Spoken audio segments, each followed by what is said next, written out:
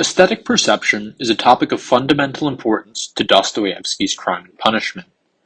The story's central character, Raskolnikov, is an aesthete who perceives the world of the novel through the dyad of beauty and ugliness.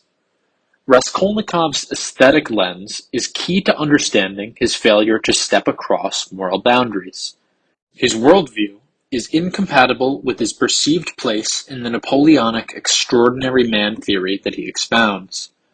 Aesthetic failure continues to plague Raskolnikov throughout the novel. This is most apparent in his interactions with Sonia, on whom he attempts to impose the aesthetic dissonance between ugly acts and extraordinary nature.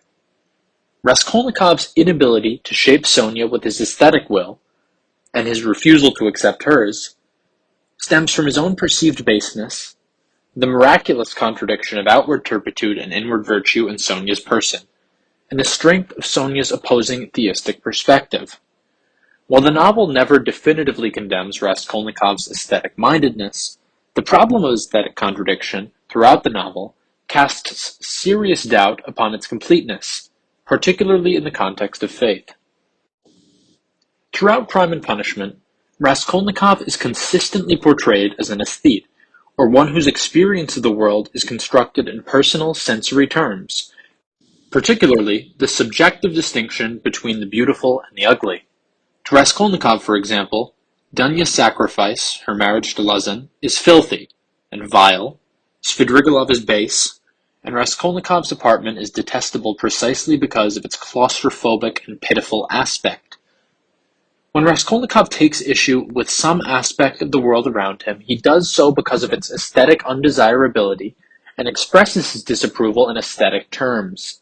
This extends to and shapes Raskolnikov's perception of his crime. Alyona Ivanova, the pawnbroker murdered by Raskolnikov, is aesthetically subhuman, insectoid and murine, with an oily, quote, rat's tail, end quote, which justifies her extermination. Raskolnikov says as much himself. All I killed was a louse, a loathsome, useless, harmful louse. Raskolnikov champions the murder through his aesthetic perception of the victim, but he also finds support for his crime in his theory of extraordinary and ordinary men. He argues therein that a truly extraordinary individual can transgress the obstacles of temporal and moral law, both in deed and in conscience, in the establishment of some new law or reality. The murder of the pawnbroker is, at least in part, Raskolnikov's attempt to prove to himself that he is the extraordinary man of this theory. As he states, I wanted to become a Napoleon, and that's why I killed. However, what Raskolnikov fails to realize is that his aesthetic worldview is fundamentally incompatible with his being a morally transcendent Napoleon. After committing the murder, he feels an immediate sense of revulsion at the scene that surrounds him, and he recognizes from the start that the murder is, in his own words, loathsome, monstrous, filthy, mean, and vile. Ultimately, Alyona Ivanova's baseness does nothing to alleviate the aesthetic problem of the crime itself, with which Raskolnikov is left to reckon. The murder is, of course, a literally filthy act. Raskolnikov smashes in the old woman's skull and stands amidst her pooling blood, which stains his clothing and skin. However, as Raskolnikov himself argues when expounding his theory to Porfiry, a Napoleon would never, quote, shrink from bloodshed, if bloodshed, sometimes entirely innocent, was something that could in any way help him, end quote. Raskolnikov's revulsion at the filth and ugliness of this crime scene is a literal shrinking from bloodshed, and an early indication that he faces an aesthetic problem absent from the mind of a Napoleon. The murder is also aesthetically base in its quaintness. It is a problem for Raskolnikov that killing, quote, the disgusting, emaciated widow of a registering clerk, end quote, lacks even a shred of the aesthetic grandeur of, quote, Napoleon, the Pyramids, and Waterloo, end quote. He returns to this very problem later, realizing, quote, that not only would the murder's lack of monumentality not have jarred on Napoleon, it wouldn't even have entered his head. While a Napoleon would have no qualms about the ugliness and unceremonious nature of the pawnbroker's killing, an aesthete drawn to images of beauty, purity, and magnificence certainly would. As Raskolnikov succinctly puts it, those who are able to effortlessly step across moral lines are, quote, those who dare to lower themselves, end quote. Because of his aesthetic worldview, Raskolnikov cannot simply ignore the baseness required to reach the Napoleonic splendor of towering monuments and conquered lands. His failure to step across in his murder stems, in no small part, from an inability to accept the aesthetic impurity of grand ends pursued through vile means. This problem of aesthetic contradiction continues to plague Raskolnikov throughout the novel, perhaps nowhere more so than in his interactions with Sonia. Sonia is consistently depicted as an innocent, meek, and holy character, particularly in her childishness. She is as easily intimidated as a small child, and so humble as to beget Raskolnikov's pity. This image is augmented, as Sonia is revealed to be intensely kind and open-hearted, even to a point of perfect charity. She is willing to follow the murderous Raskolnikov, quote, even to the ends of the earth, wherever his fate might decree, end quote. These images, many of which are Raskolnikov's own perceptions, seem to create a Sonia of spiritual and aesthetic purity.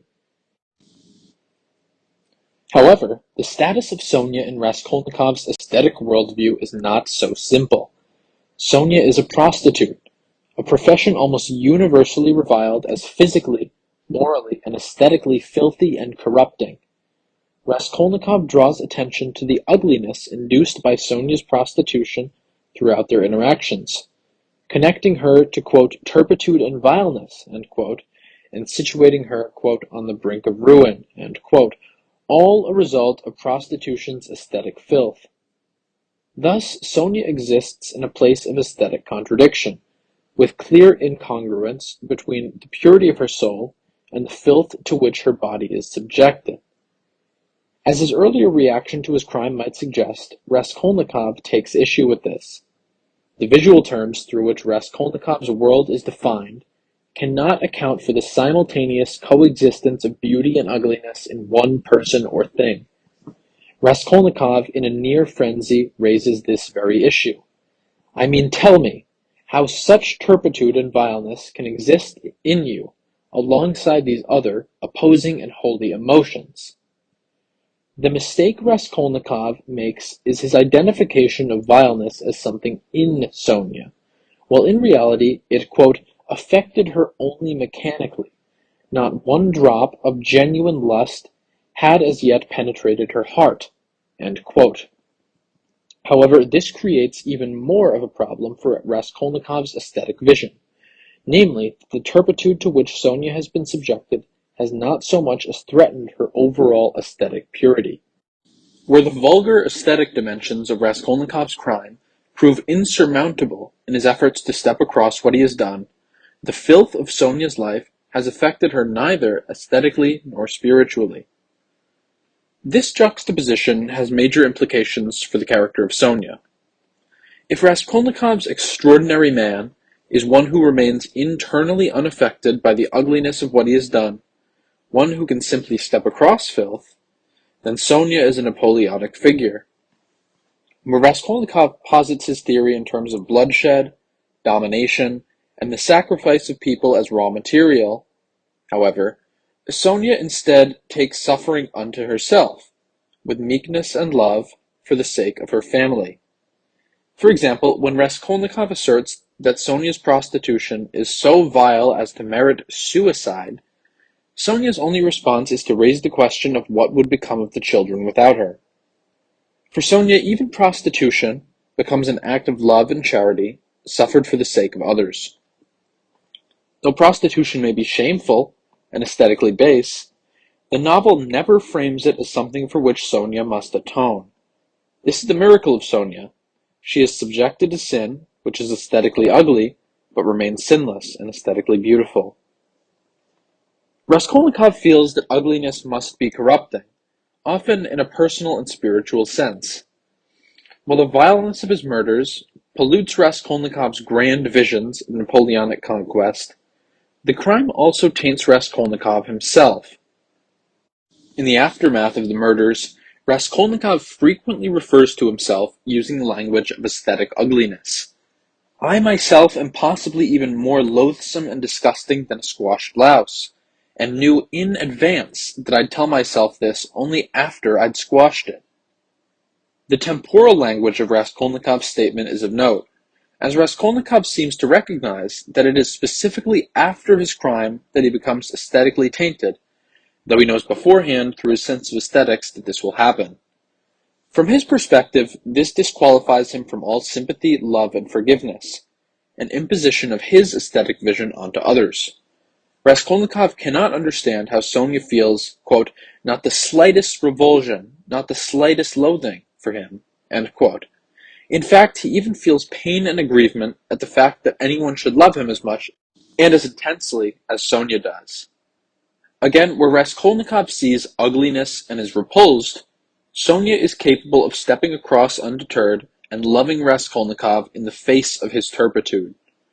Sonia's innocent and unconditional love supersedes Raskolnikov's aesthetic vision, which is precisely why he cannot accept what she offers. Raskolnikov's frustration and invective are not only directed at Sonia's extension of love, but also at the aforementioned contradiction in Sonia herself. Raskolnikov cannot accept Sonia's purity, as his aesthetic worldview makes no allowances for her contradiction. As a result, he attempts to impose on her the failure of his crime, that is, his aesthetic corruption. He does so in visual terms, specifically targeting the images of purity he believes to be incompatible with the filth of prostitution. Raskolnikov asserts that Sonia has mortified and betrayed herself for nothing and committed moral suicide, all the while connecting Sonia's corruption to her mind's growing confused and the suffering of her siblings. Raskolnikov cannot accept the preservation of Sonia's inward childishness, innocence, and holiness against her countenance of filth. In reality, Raskolnikov's charges are incorrect. Sonia has not committed moral suicide or wrecked her life, nor are she and Raskolnikov cursed together. Again, Sonia's sins have not intervened on her spiritual or aesthetic purity in any meaningful way, which is not the case for Raskolnikov. This raises the question of why Sonia remains aesthetically uncorrupted, and perhaps incorruptible, where Raskolnikov does not. A major aspect of Sonia's character left unaddressed this far is her faith. Raskolnikov correctly identifies Sonia's faith as her way out. Sonia's reading the New Testament to Raskolnikov is tantamount to confessing her creed. While for Raskolnikov a way out may have the connotation of escaping responsibility for or coping with, it is more broadly the way in which Sonia is able to integrate her experiences into a perception of the world. Indeed, where Raskolnikov perceives the world through aesthetics, Sonia seems to understand the world through God. For example, Sonia escapes from Raskolnikov's nihilistic view of her siblings' future with the assertion that God wouldn't let anything so dreadful happen. She makes sense of Lizavetta's death through the reassuring certainty that Lizaveta will see God. Returning to the problem of Sonia's purity, Sonia's unwavering faith transcends the need for any aesthetic consistency, as God is not bound by aesthetic contradictions. Raskolnikov believes that Sonia is waiting for some miracle to save her from demise and total aesthetic decay, but the miracle has already happened. It is the only explanation for her preservation from the stinking pit of inner filth into which prostitution ordinarily leads someone to fall. Her faith simultaneously defends her from Raskolnikov's aesthetic domination. To the extent that it conflicts with Sonia's theistic worldview, Raskolnikov's aesthetic vision is met with condemnation rather than submission or acceptance. When Raskolnikov suggests that God may not exist, Sonia turns a look of inexpressible reproach on him. When he suggests that God is silent in the face of her prayers, she asserts that Raskolnikov's question does not deserve an answer, and that God does everything. Raskolnikov ultimately has no success in imposing upon Sonia an aesthetic worldview that would necessitate her soul's corruption. Even faced with Raskolnikov's cruelty and blasphemy, Sonia prays to the merciful Lord, concerns herself primarily with Raskolnikov's terrible unhappiness, and fails to even consider the suicide Raskolnikov encourages, indicating the preservation of her faith and an aesthetic failure on Raskolnikov's part. The problem of aesthetic contradiction in Raskolnikov's crime, reasserted and redefined in the context of Sonia's miraculous preservation of aesthetic purity, leaves Raskolnikov's aesthetic vision in an uncertain place. Aesthetics cannot account for someone like Sonia, who is somehow unaffected by the filth with which she is met. While it may be objected that Sonia is a miracle, she is an extant miracle, so aesthetics fails to describe all aspects of the world of crime and punishment. Ironically, Raskolnikov himself presents a similar problem. His aesthetic worldview describes him as unworthy and incapable of love, mercy, and redemption. Nevertheless, his filth is incapable of repelling the faith-based compassion of Sonia. Lazarus, to whom Raskolnikov is metaphorically compared, is paradigmatically ugly, dead and decaying, and yet he is resurrected by Christ. So too is Raskolnikov, an outcome incompatible with his aesthetic worldview. Indeed, Raskolnikov's resurrection is miraculously sudden, and how it came to pass, he himself did not know. There is no aesthetic reconciliation needed beforehand. Thus, while Crime and Punishment never explicitly condemns the aesthetic perspective or labels it as false, Raskolnikov and Sonia both imply that aesthetics delivers an incomplete picture of the world that must be supplemented by faith.